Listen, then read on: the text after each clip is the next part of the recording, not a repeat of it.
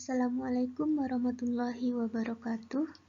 Saya Dona Marvita Rais akan mempresentasikan artikel tugas akhir seminar akuntansi keuangan dengan judul Analisis Perilaku Manajer dalam Praktek Manajemen Laba.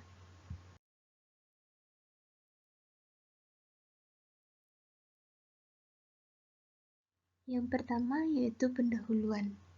Di dalam sebuah perusahaan, terdapat beberapa orang yang saling berinteraksi dan bekerja sama dalam menentukan tujuan perusahaan secara terstruktur.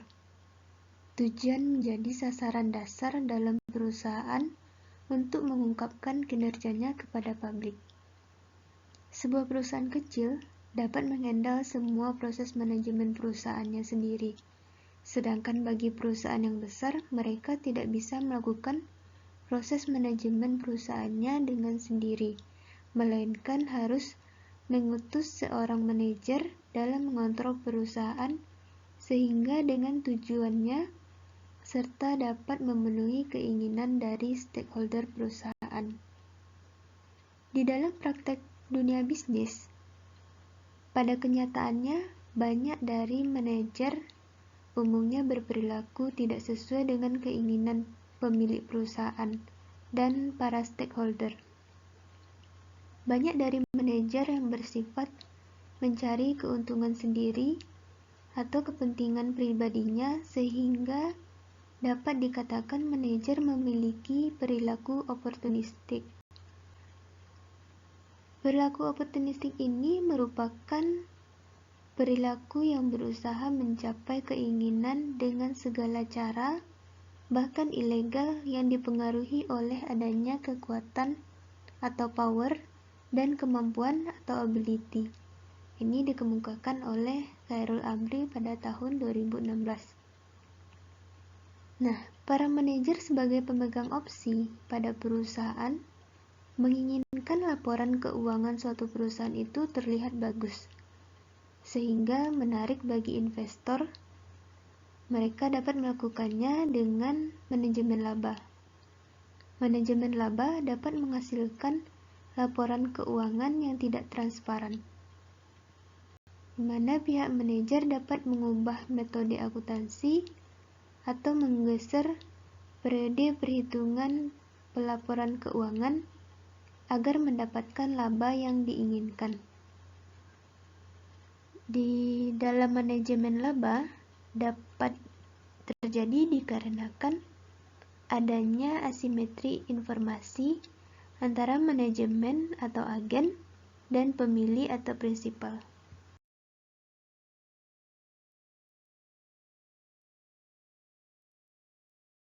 Selanjutnya mengenai kasus di dalam artikel ini. Fenomena manajemen laba sering terjadi dalam dunia nyata hingga menimbulkan masalah serta kerugian yang dirasakan berbagai pihak. Banyak kasus tentang perilaku manajer yang menyebabkan kerugian bagi para stakeholder. Salah satunya terjadi pada perusahaan PT Asuransi Jiwasraya.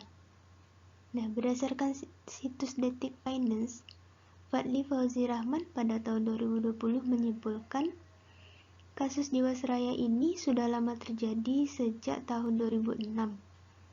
Perusahaan masih membukukan laba, akan tetapi laba tersebut semu sebagai akibat dari rekayasa akuntansi atau window dressing, di mana perusahaan sebenarnya sudah mengalami kerugian. Pada tahun 2017, perusahaan Jiwasraya mencatat laba sebesar 360,3 miliar rupiah. Akan tetapi, perusahaan memperoleh opini adverse atau opini yang berarti tidak wajar. Itu diakibatkan karena kekurangan pencadangan sebesar 7,7 triliun rupiah. Apabila perusahaan melakukan sesuai dengan ketentuan yang seharusnya, perusahaan itu sebenarnya menderita kerugian. Nah, pada tahun 2018, perusahaan PT Asuransi Jiwasraya ini mencatat kerugian lebih dari 15,3 triliun rupiah. Selanjutnya, pada tahun 2019 turun menjadi 13,7 triliun rupiah. Pada bulan Novembernya, masih pada tahun 2019 juga, PT Jiwasraya ini mengalami negatif ekuitas sebesar 27,7 triliun rupiah.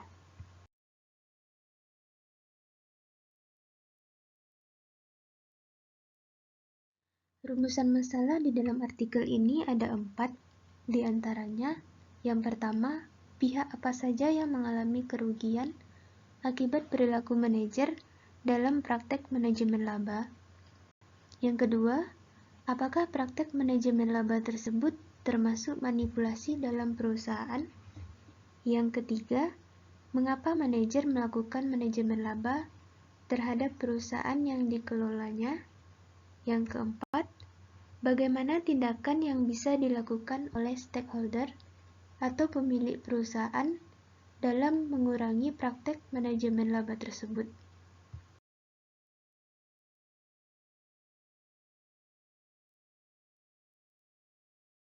Tujuan penulisan di dalam artikel ini untuk menjawab rumusan masalah tadi. Yang pertama, untuk mengetahui pihak-pihak yang mengalami kerugian akibat perilaku manajer dalam praktek manajemen laba. Yang kedua, untuk mengetahui apakah praktek manajemen laba tersebut termasuk manipulasi dalam perusahaan. Yang ketiga, untuk mengetahui mengapa manajer melakukan manajemen laba terhadap perusahaan yang dikelolanya. Yang keempat, untuk mengetahui tindakan yang bisa dilakukan oleh stakeholder atau pemilik perusahaan dalam mengurangi praktek manajemen laba tersebut.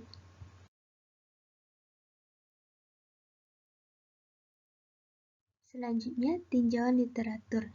Yang pertama, teori keagenan.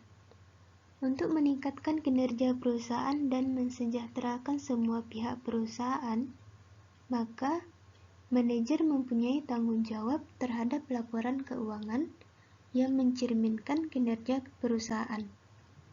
Pernyataan ini sesuai dengan teori agensi yang disampaikan oleh Jensen McLean, yang mengatakan bahwa manajer selaku agen yang didelegasikan oleh pemilik perusahaan untuk mengelola perusahaan. Di dalam proses pengelolaannya, dimungkinkan terjadinya masalah agensi yang muncul karena adanya kecenderungan manajer untuk tidak selalu membuat keputusan yang bertujuan untuk memenuhi kepentingan prinsipal atau pemilik perusahaan secara maksimal. Pemegang saham menuntut adanya peningkatan profitabilitas perusahaan, sementara manajer yang merupakan agen termotivasi untuk memaksimalkan pemenuhan tuntutan tersebut, di mana hubungan antara keagenan dan prinsipal mendorong manajemen melakukan manajemen laba dalam penyajian laporan keuangan. Untuk mengatasi masalah yang dilakukan oleh manajemen dan investor tersebut dapat dengan cara membatasi perilaku oportunistik manajemen.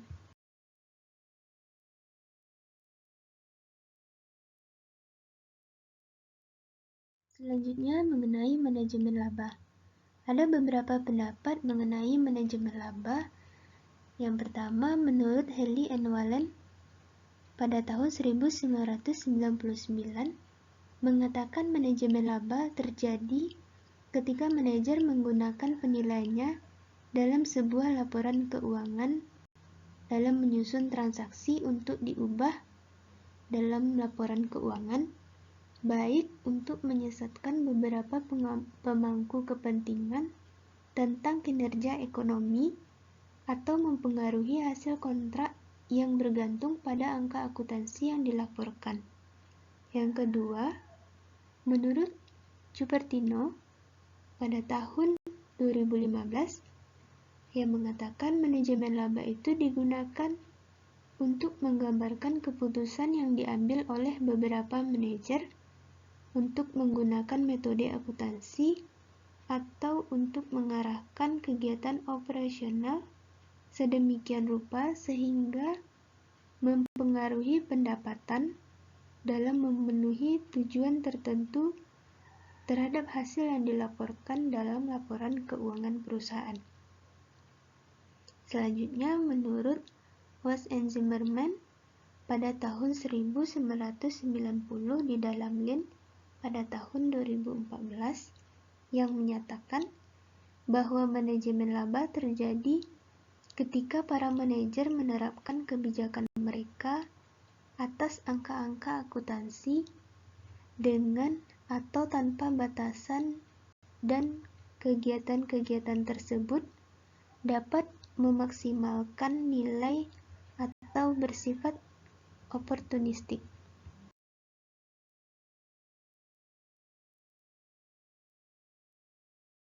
Selanjutnya, metode penelitian.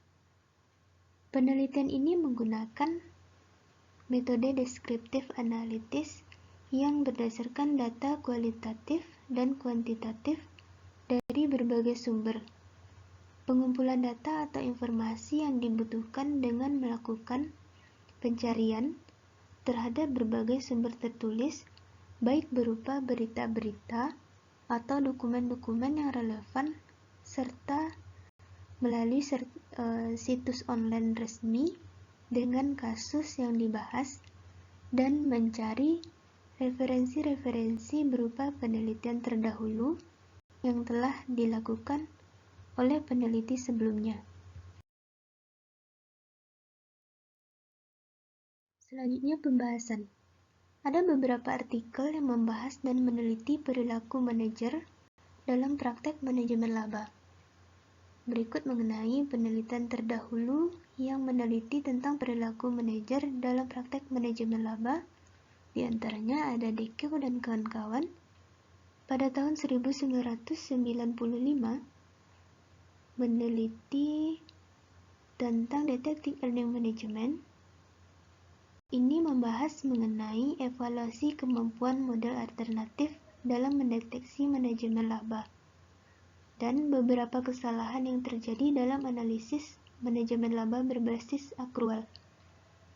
Kesalahan yang terjadi pada analisis manajemen laba yang dideteksi serta dievaluasi dengan menggunakan kinerja relatif dari model bersaing dengan membandingkan spesifikasi dan kekuatan uji statistik yang umum digunakan terhadap pengukuran akrual diskresioner.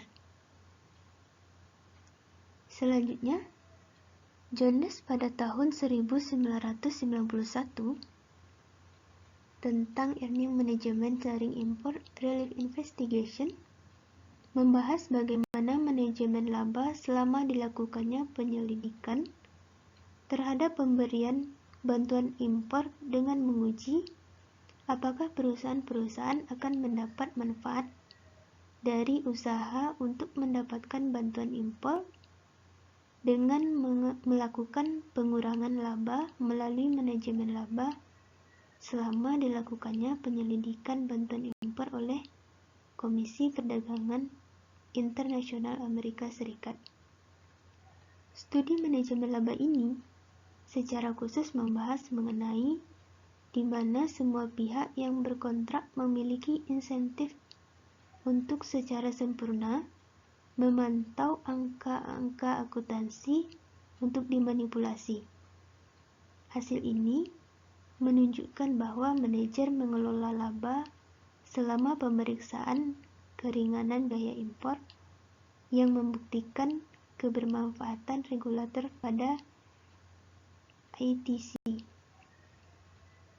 Selanjutnya, penelitian oleh Sugata Roychowdhury pada tahun 2006 tentang Earning Management Through Real Activities Manipulation. Pada penelitian ini memberikan kontribusi pada literatur tentang manajemen laba yang menghadirkan bukti-bukti pada pengelolaan aktivitas operasional, di mana tujuan pertama dari makalah ini adalah untuk mengembangkan metode empiris dalam mendeteksi manipulasi aktivitas real. Selanjutnya, Sugata menguji arus kas dari aktivitas operasi, biaya produksi, dan biaya diskresional variabel yang harus menangkap efek dari operasi real lebih baik dari akrual.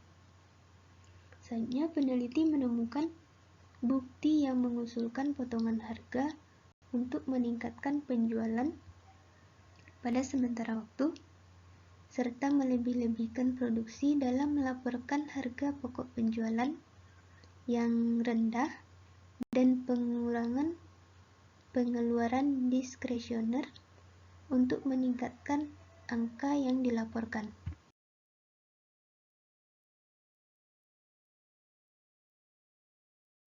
Berdasarkan kasus yang melanda PT Asuransi Jiwasraya yang pada akhirnya tidak mampu dalam pembayaran polis atau gagal bayar. Masalah ini muncul ketika pasar modal melemah dan harga-harga saham anjlok. Perusahaan tidak bisa menjual saham yang menjadi anggunan pinjaman tersebut karena nilainya turun. Sementara PT Asuransi Jiwasraya ini sebagai pemberi pinjaman bisa rugi jika memaksakan menjual jaminan saham saat harganya rendah. Dari hal ini dapat kita lihat bahwasanya perilaku manajer PT Asuransi Jiwasraya dalam praktek manajemen laba merupakan hal yang dapat merugikan banyak pihak, terutama bagi para stakeholder dan para pemegang saham.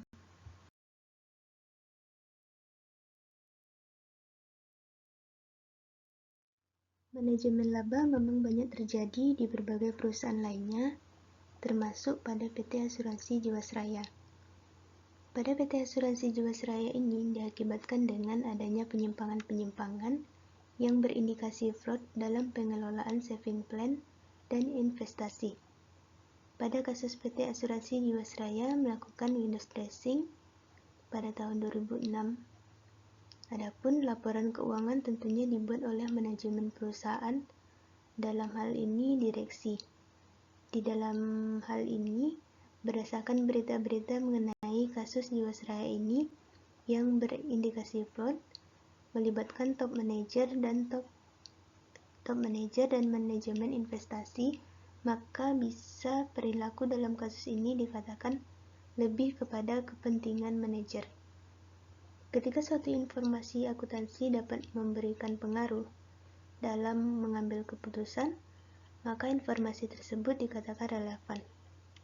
Informasi yang relevan harus memiliki nilai prediktif agar dapat membantu dalam membuat prediksi tentang hasil dari kejadian masa lalu, masa kini, dan masa depan. Ini merupakan tujuan dari informasi itu harus relevan yang berguna bagi pemakai informasi tersebut. Jadi, manajemen laba dapat dikatakan berdampak terhadap relevansi informasi akuntansi perusahaan karena dilihat dari laporan keuangannya, terdapat penyimpangan-penyimpangan yang tidak sesuai dengan ketentuan yang bernilai fraud, sehingga pihak-pihak yang membutuhkan informasi tidak mendapatkan informasi yang transparan. Selanjutnya, kesimpulan. Berdasarkan analisis yang telah dilakukan di atas, maka dapat disimpulkan sebagaimana bahwa manajer yang melakukan praktek manajemen laba memiliki keinginan untuk menampilkan laporan keuangan perusahaan sebagaimana agar terlihat bagus dan menarik bagi para pemakai informasi keuangan perusahaan. Informasi tersebut dapat melumpuhkan kelangsungan hidup dan usaha perusahaan dalam memanipulasi laporan keuangannya. Dalam perlakuannya, manajer cenderung untuk membuat tindakan serta keputusan yang menguntungkan dirinya, dan kebijakan itu bisa saja dilakukan tanpa memikirkan pihak-pihak yang dapat mengalami kerugian bahkan sampai mengalami kebangkrutan. Pihak yang mengalami kerugian akibat perilaku manajer terhadap manajemen laba diantaranya seperti investor, kreditur, dan para pemakai informasi laporan keuangan lainnya, baik dalam keputusan berinvestasi, pemberian kredit, dan keputusan lainnya. Sementara itu, perilaku oportunistik memiliki pengaruh secara positif terhadap manajemen laba. Hubungan yang positif ini memiliki makna bahwa manajer akan cenderung mengelola laba yang dilaporkan agar memperoleh keuntungan pribadi. Manajemen laba berarti mengubah laporan keuangan dengan menambah atau mengurangi laba pada periode tertentu untuk tujuan tertentu. Hal ini yang berarti praktek manajemen laba tersebut termasuk manipulasi dalam perusahaan. Manajemen laba merupakan kegiatan yang dilakukan oleh manajemen demi kepentingan pribadi serta kelompoknya untuk mendapatkan keuntungan bagi dirinya sendiri yang bersifat oportunistik. Manajer melakukan manajemen laba agar memperlihatkan kinerja yang bagus dan menarik para investor dalam berinvestasi di perusahaannya. Bisa dengan memanipulasi laporan keuangan. Informasi yang dihasilkan dari laporan keuangan perusahaan yang telah dimanipulasi itu atau yang telah diubah itu akan merugikan bagi para pemakai informasi, termasuk para pemegang saham, karyawan, klien perusahaan, serta para stakeholder.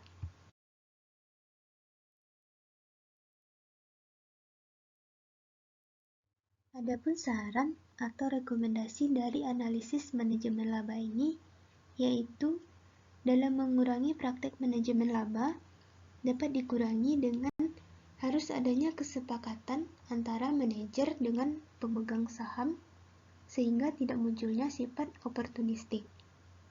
Selanjutnya, mengurangi peluang atau kesempatan bagi manajer untuk menghasilkan laba dengan keinginannya sendiri tanpa memikirkan yang lain.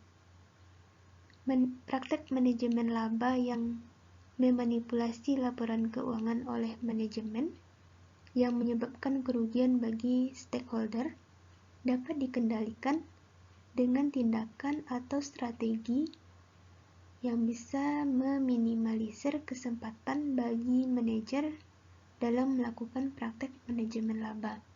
Salah satu cara yang digunakan untuk membatasi perilaku oportunistik manajemen bisa dengan melalui penerapan ESG. Baiklah, sekian presentasi dari saya. Assalamualaikum warahmatullahi wabarakatuh.